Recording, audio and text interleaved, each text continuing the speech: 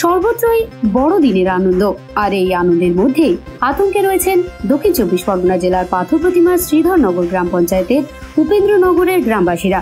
স্থানীয় সূত্রে জানা গিয়েছে, শনিবার উপেন্দ্রনগরে বাঘের পায়ের ছাপ দেখা গিয়েছে, এমনকি রয়্যাল বেঙ্গল টাইগারের গর্জনও শোনা গিয়েছে বলে গ্রামবাসীদের দাবি।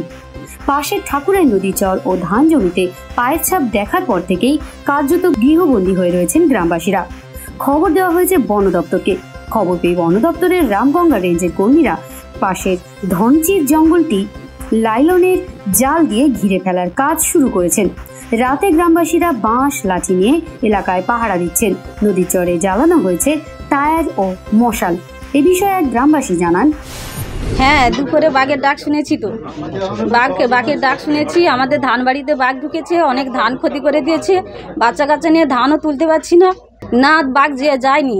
আবার সন্ধ্যার মুখেও বাঘের ডাক শুনেছি। সবাই কম বেশি শুনেছে এখন বাঘ আছে।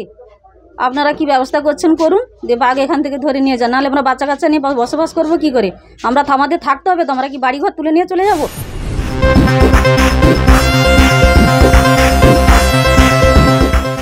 বিবি বাংলা নিউজ টিম।